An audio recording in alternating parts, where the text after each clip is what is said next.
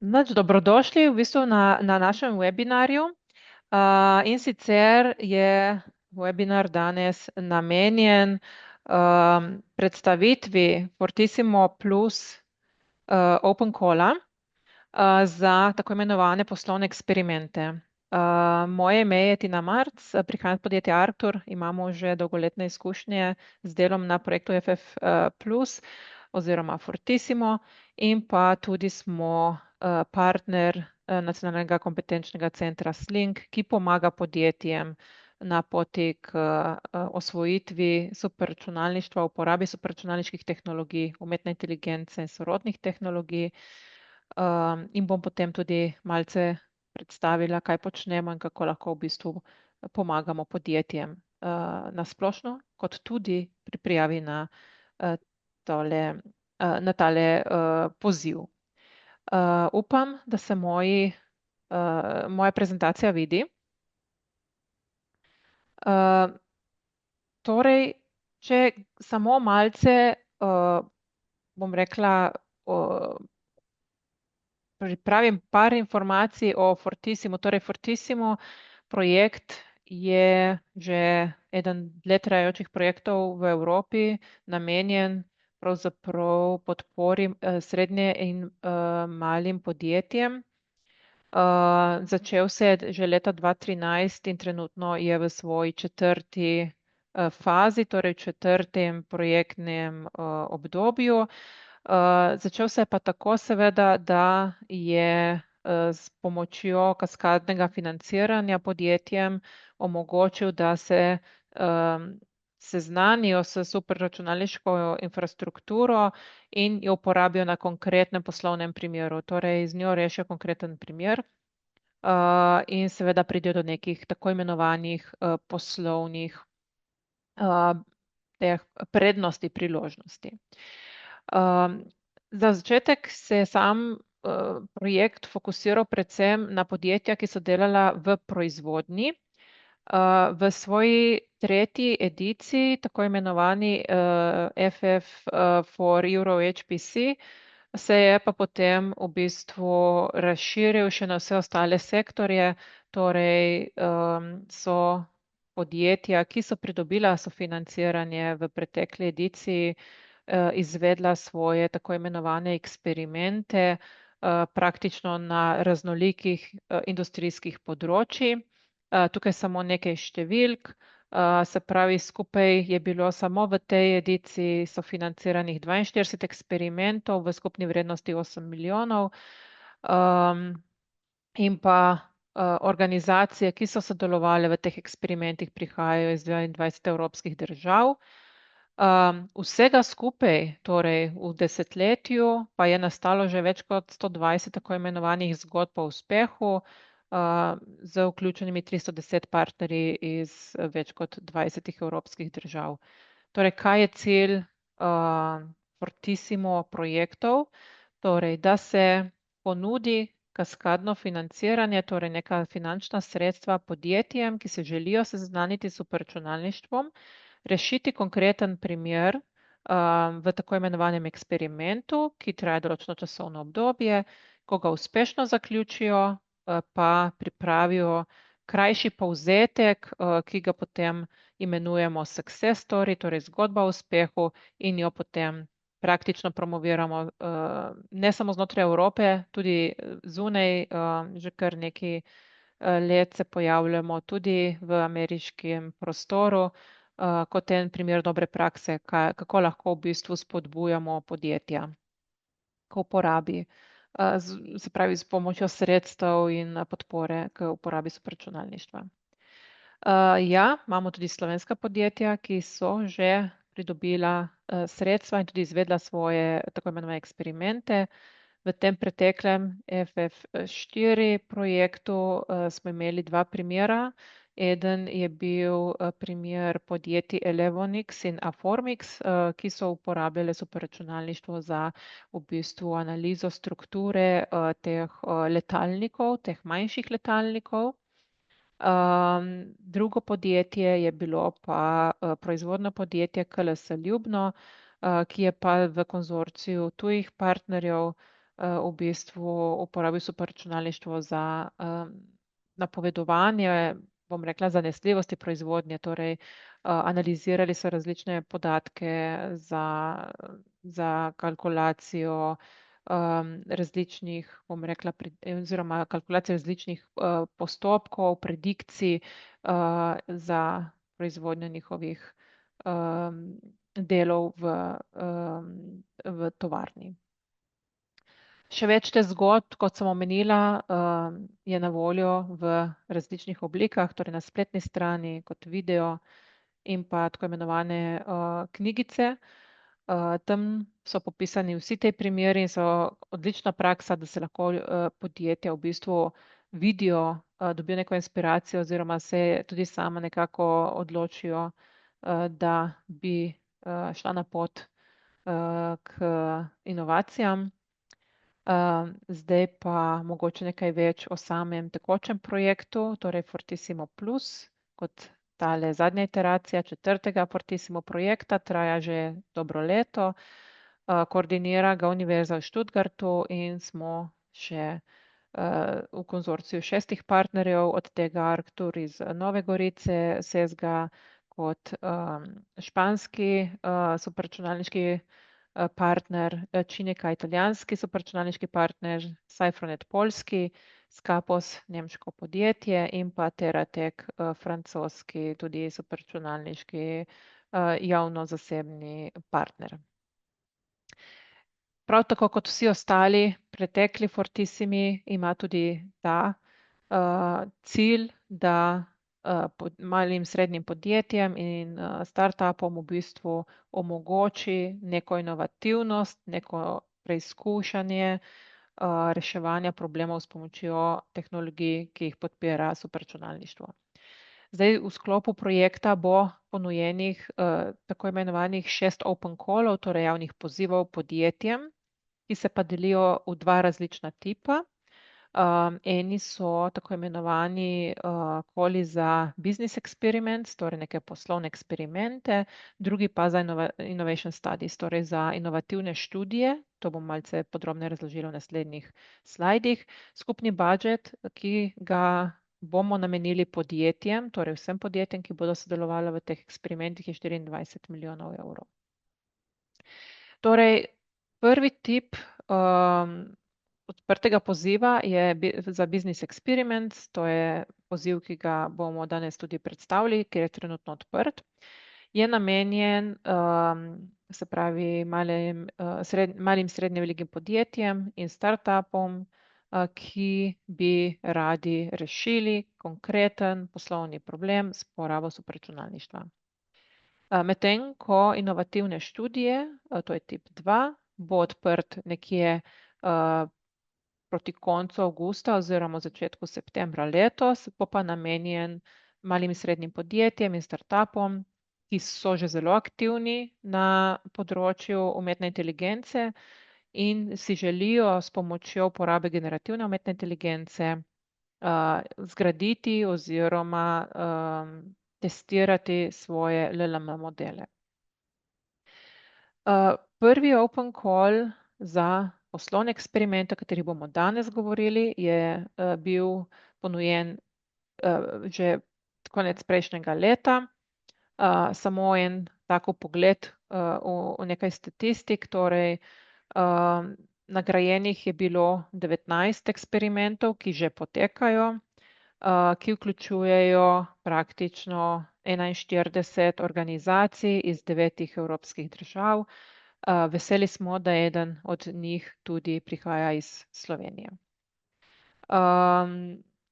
Čisto, če pogledamo strukturno, torej kdo je v konzorciju, torej od 43 organizacij je 34 partnerjev malih in srednjih podjetij, ostala podporne organizacije so torej neke javne organizacije oziroma neke raziskovalne organizacije.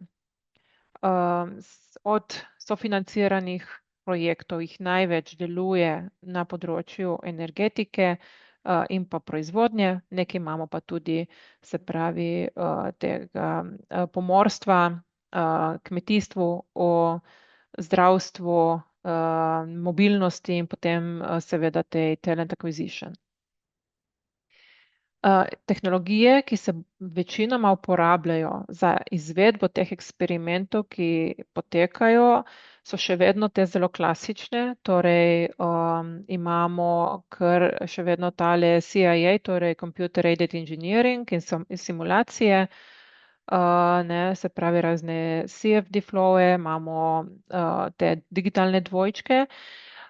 Potem pa imamo tudi tukaj že vnos nekih AI tehnologij, recimo nekaj manjšega generativne umetne inteligence in teh neutral networkov, ki pač jih potrebujejo za, recimo predvsem za nek deep learning oziroma analitiko podatkov. Torej, v naslednjih minutah bom predstavila nekaj več detajlov o sami prijavi na Business Experiments. Torej, drugi klic za Business Experiments je odprt do 26. avgusta do 5. popoldan. Sam eksperiment lahko traja največ 15 mesecev, torej to je čas, v katerem mora konzorcij partnerjev izvesti svojo v bistvu idejo. Začeli pa naj bi se približno z 1. januarjem, začetek naslednjega leta, torej 2026. Za ta klic je namenjenih 4 milijone evrov, torej pomeni, da se bodo razdelili na tiste prijave, ki bodo nagrajene. In pa glavni nosilec prijave je malo in srednje podjetje, ki pa lahko dejansko kot nosilec sodeluje samo v enem eksperimentu. Torej, ne more se prijaviti na več eksperimentov. Medtem ko se te supporting partners, ki bodo skupaj gradili konzorcij, lahko v bistvu prijavijo, da so supporting partners, torej podporni partnerji na več različnih eksperimentih. Kaj je še pomembno? Predvsem to, da je malo in srednje podjetje, ki bo nosilec, ki bo prijavljal idejo, ne sme imeti predhodnih izkušenj za uporabo superračunalniških storitev. Torej, imenujemo ga pod terminom newcomer, torej nov v svetu superračunalništva, in prav zato je to idealna priložnost, da se s tem tudi spozna in uporabi. Kot podjetje mora reševati konkreten poslovni problem. Lahko je to interni problem, na katerem že deluje, z področja, ki ga pozna. Lahko pa naslovi čisto nek nov problem, ki obstaja v svetu in ga potem recimo podjetje smatra, da ga lahko s podporo partnerjev tudi reši. Rezultat tega poskusa, torej eksperimenta, bo, kot sem že omenila, success story. To je pričakovano, torej, da podjetje problem reši, opiše, kako je to naredil in predstavi potem to skozi nek promocijski material. Podjetje lahko rešuje oziroma prijavlja svoje proposale iz različnih industrijskih področij, torej tukaj nimamo omejitve. Tudi v preteklosti smo videli tudi takšna manj pričakovana področja, kot so recimo šport, urbanizem, tudi neke vremenska napovedovanja. Precej je zanimanja za prijave projektov v nekem bolj marketinškem delu, predvsem z nekimi analitikami podatkov. Ampak recimo tiste klasične, če omenim, smo že prej videli, se pravi proizvodnja, energetika, letalstvo, pa v zadnjem času precej medicina in pa seveda kmetijstvo. Podjetja, ki se bodo prijavljala na ta razpis, morajo biti praktično komercialna podjetja, torej ne iščemo raziskovalno orientiranih podjetij, ampak v bistvu podjetja, ki bodo svojo idejo, se smatra, da jo bodo potem tudi tržila oziroma spravila na trg. Kot kako biti uspešen v bistvu na prijavi, predvsem, da si zelo natančno preberete vsa navodila in dokumentacijo, ki je objavljena na spletni strani FF+, in seveda pripravite prijavo, ki je tako, v bistvu, ki se sklada z pričakovanji. Zelo dobro je potrebno obrazložiti, kaj se bo izvedlo, na kakšen način, in pa seveda definirati, katero superračunalniško infrastrukturo oziroma kakšne tehnologije se bo pri tem uporabilo. Zelo pomemben del te prijave je tudi, da se ustrezno in natančno specificira, kakšni bodo pričakovani tako imenovani business impact, ne? Torej, kaj se pričakuje kot ta glavni output tega eksperimenta in kaj to pomeni ne samo za podjetje, ampak tudi za okolje in za družbo, se pravi, kakšen bo ta doprinos samega eksperimenta. Če se navežem na podporne partnerje, torej konzorcij, ki prijavlja tale projekt, je sestavljen iz podjetja, ki v bistvu potrebuje pomoč, torej razvija in potrebuje pomoč podpornih partnerjev.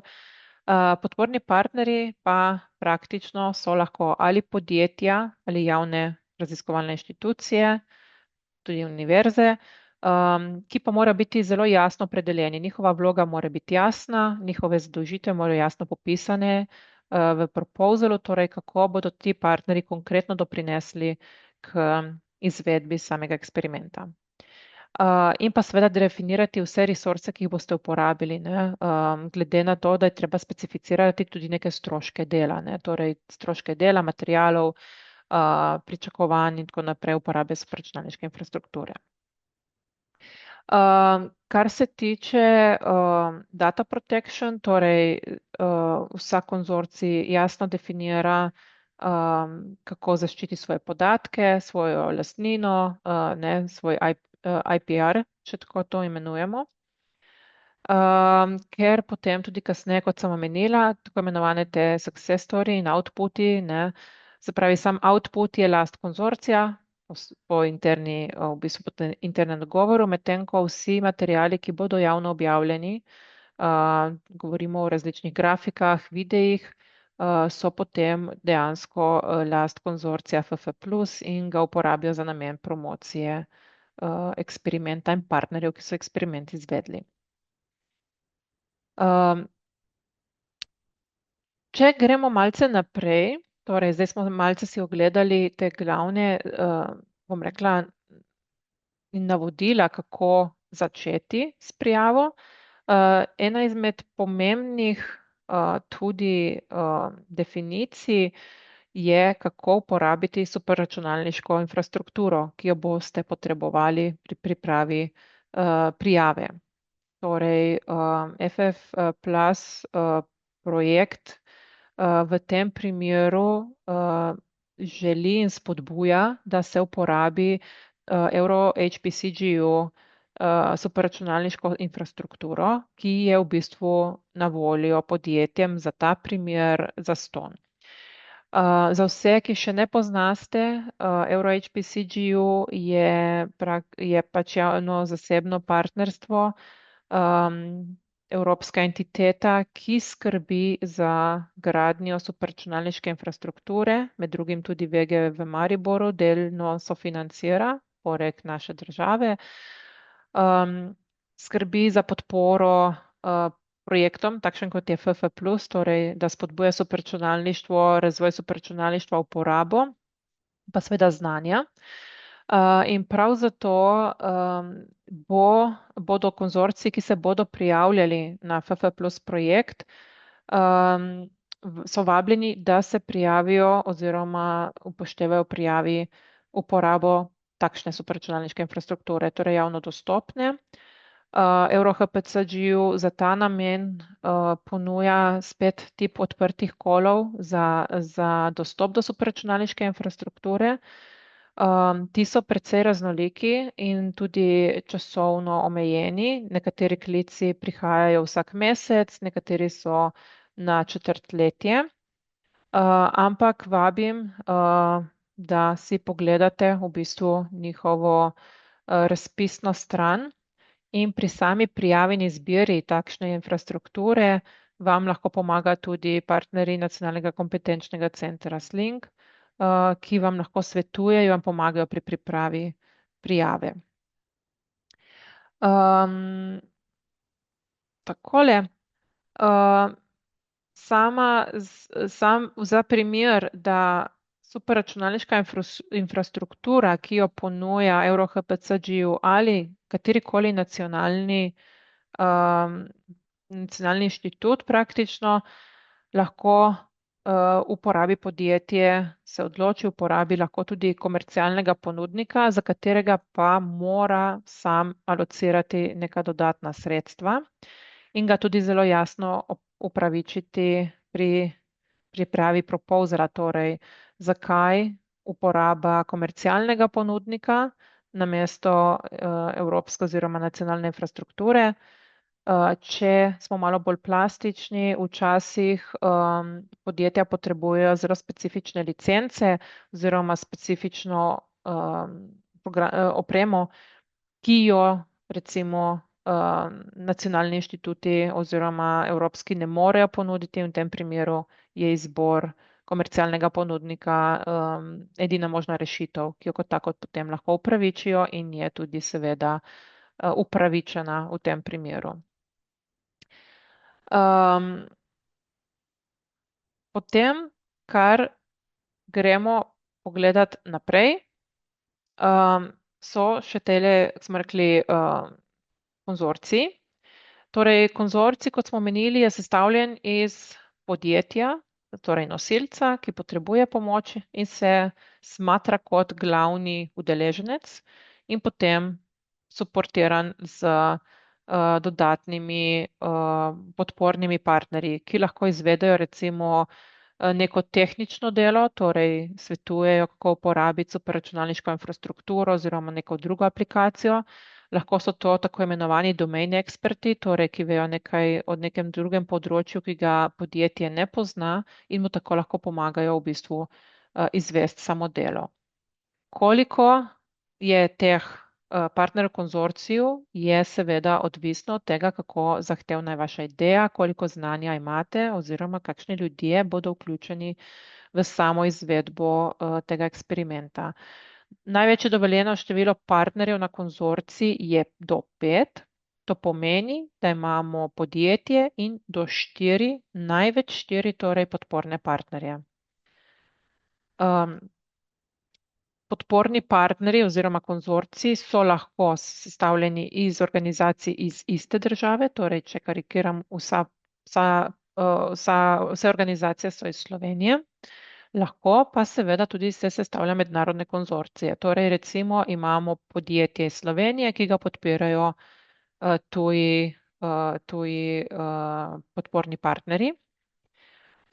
Kar moramo pri temu še poudariti je, da konzorcij in vsi partnerstva v konzorciju morajo biti locirani, torej imeti sedež v državah Evropske unije in v tistih državah, ki lahko prejmejo sredstva z naslova programa Digitalna Evropa, Digital Europe. In pa SMI, torej mora preveriti, da je skladen z EU regulativo, se pravi definicijo SMI-ja, torej ker podpora prihaja samo naslovu na mala in srednja podjetja, ne pa na neke velike oziroma partnerske oziroma hčerinske in tako naprej organizacije, ker takšna podjetja žal ne morejo biti sofinancirana. Sam konzorcij bo seveda 100% sofinanciran, če bo uspešen na prijavi. To pomeni, da kot konzorcij lahko prejme budžet v višini do največ 200 tisoč evrov, s tem, da je maksimalna, se pravi, sofinanciranje na posamezno organizacijo do 150 tisoč evrov. Torej, če smo zelo plastični, podjetje, ki prijavlja svoje delo in smatra, da bo večino dela tudi opravila, lahko prejme do največ 150 tisoč evrov. Ostalih 50 tisoč evrov se porazporedi na suportne partnerje oziroma se budžet razporedi glede na količino dela, ki ga bo partnerji med sabo izvedli. Medtem ko supporting organizations, smo rekli podporni partnerji, lahko sodelujejo v več eksperimentih, za razliko od podjetja, ki sme sodelovati samo v enem. Vkolikor recimo podporni partner sodeluje v več eksperimentih oziroma v več teh konzorcijih, prav tako lahko prejme največ do 150 tisoč evrov za vse v bistvu konzorcije, v katerih sodeluje. Pomembno je poudariti, da gre večino tega budžeta za stroške dela, za razvoj torej. Torej ne plačuje se nekih administrativnih, finančnih, zunanjih svetovanj, marketinških aktivnosti, kot tudi ni namenjen budžet indirektnim stroškom, torej posrednim stroškom. In pa seveda, kot omenjeno, torej nobenih marketinških aktivnosti, administrativnih, gre za plačilo precej razvojnega inženirskega dela. Tukaj še v grobem, torej kaj budžet, ki ga prejme konzorcij, grobem, zakaj se ga uporabi.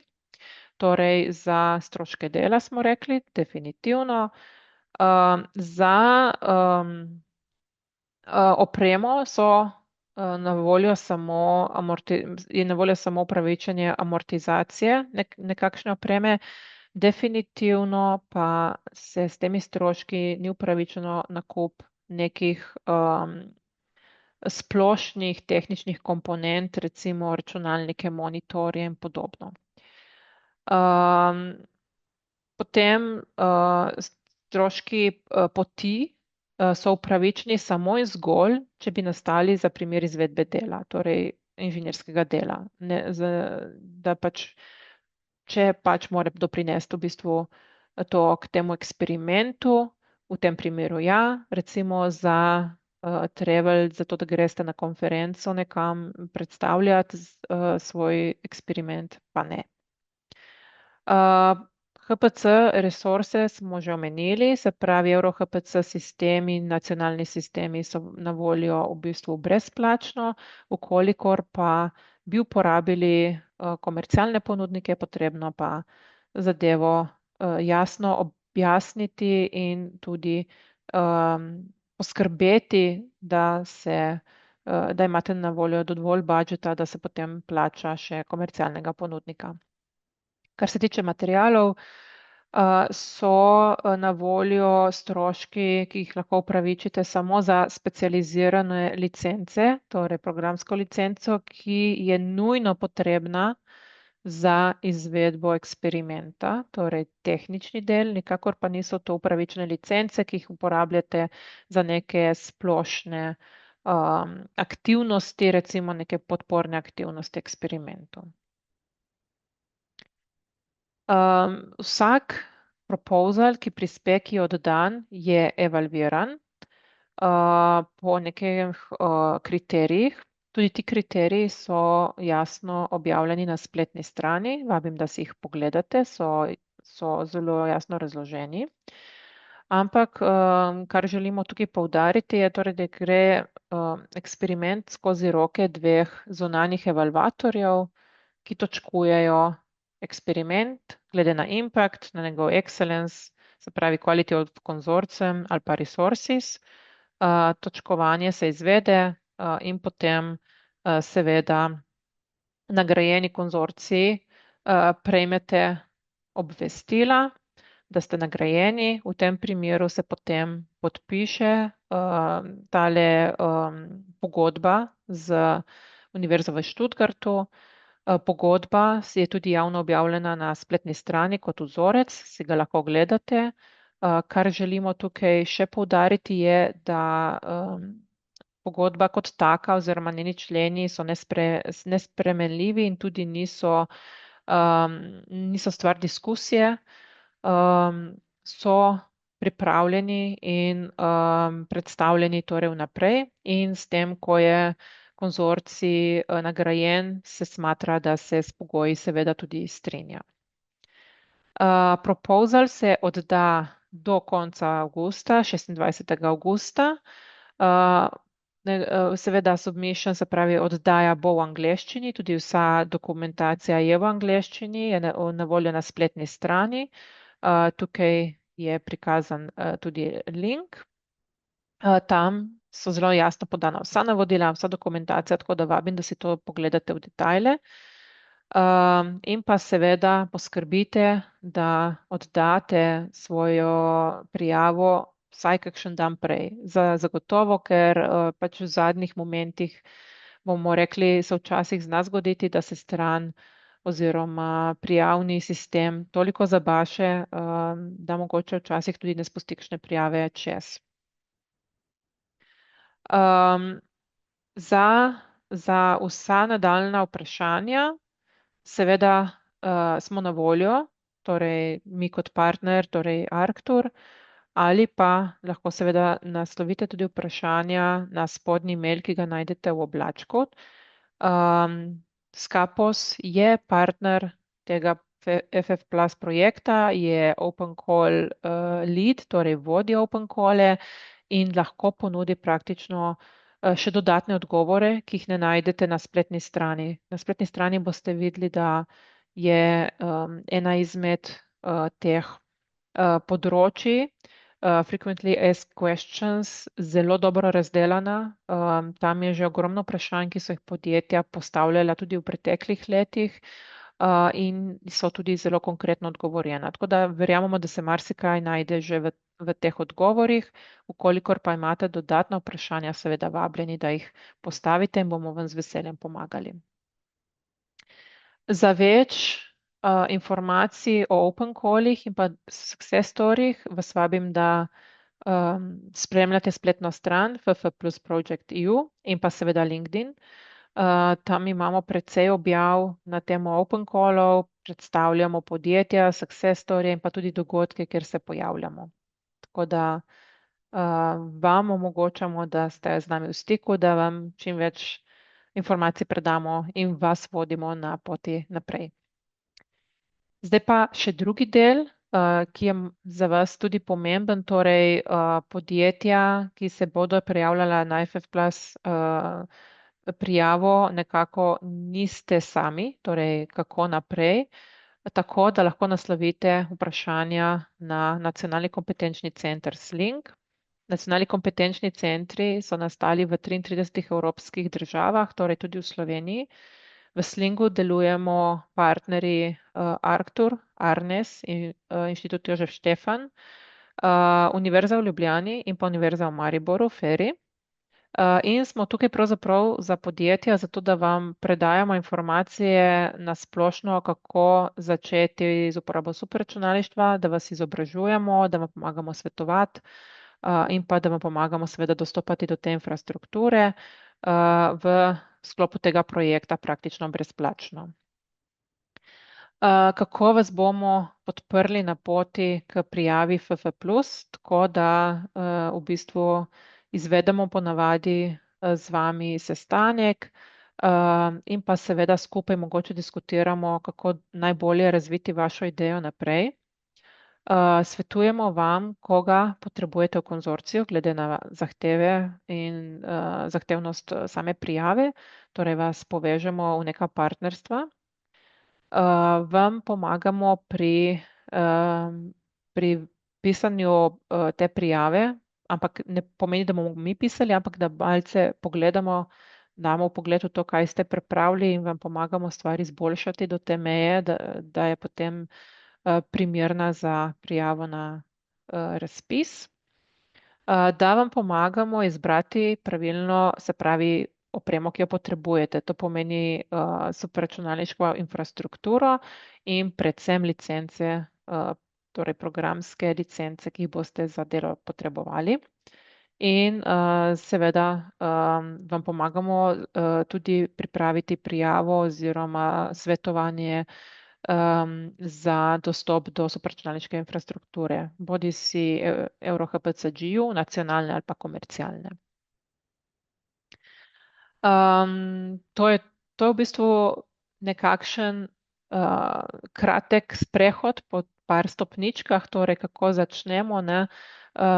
Pri nas tako, da se pogovarjamo z SME oziroma da jim ponudimo tako imenovan assessment, ki ga bom predstavila čisto zdaj v koraku in potem vam naprej lahko svetujemo na podlagi pridobljenih informacij, kako za vas najboljše izvesti naslednje korake, bodi si v investicijo, v nek nakup, v neko uporabo opreme, uporabo oziroma udeležbo na treningih, vse do tam, da ste dovolj opremljeni, da lahko izvedete neko konkretno delo in pridete do svojega imenovane success story. Torej, ko sem omenila tale assessment, ne, gre se za eno izjemno uporabno orodje, ki smo ga razvili v sklopu NCC Sling, imenuje se HPC for SME, to je digitalno orodje, sestavljeno iz približno 30 vprašanj, ki se nanašajo na vaše interne potrebe, ne samo po tehnični opremi, ampak tudi po vašemu znanju in seveda idejah, kako bi posodelovali tudi v naslednjih nekaj letih, torej v kakšni smeri se premikate, kakšni so vaši resursi, vaša znanja za uporabo infrastrukture. In na podlagi tega v bistvu vam vprašalnik zgenerira precej kompleksno poročilo, kjer prejmete tudi priporočila, kako naprej z uporabo superračunalništva in umetne inteligence, da dosežete tiste neke zastavljene cilje. S pomočjo tega vprašalnika oziroma analize tega reporta se potem tudi lažje pogovorimo z vami kot s podjetji in vam lažje svetujemo, kako naprej na vaši poti. Torej, kako pa nasplošno podpiramo industrijo znotraj NCC Sling? Torej, tako, da ko vemo o vaših potrebah, ko vemo o vaših željah in možnostih, ki jih imate, vam potem svetujemo primerne treninge oziroma ponudimo neko konzultacijo. Ponudimo dostop do infrastrukture, ki jo imamo partnerji v konzorciju na voljo, da lahko potestirate, se lahko naučite uporabljati. Omogočamo vam razvoj tako imenovanega proof of concepta. To pomeni, da v sklopu določenega časa z vami razvijamo neko idejo, torej ponudimo tudi uporabo brezplačne infrastrukture in pridemo do nekih manjših rezultatov, to so krajša obdobja testiranja. Ponudimo vam informacije tudi o drugih razpisih, torej o primernih razpisih, na katere se podjetja lahko prijavljajo in bodi si dobijo neka finančna nepovratna sredstva ali pa neke druge storitve, ki jim pridejo v bistvu prav na njihovi poslovni poti. Predvsem pa želimo vas povabiti v ta naš tako imenovan network, v naše okolje, da vas seznanimo s partnerji in podjetji, ki se v tem okolju gibljajo. Tudi na raznih dogodkih vam damo priložnost, da ste videni, slišani, da že delite svoje ideje tudi naprej v druge konzorcije. Tako, toliko iz moje strani. Zdaj, če imate kakršnokoli vprašanje, še dodatno, sem rade volje odgovorim oziroma bom poskusila poskrbeti, da vprašanja pridejo do prave osebe.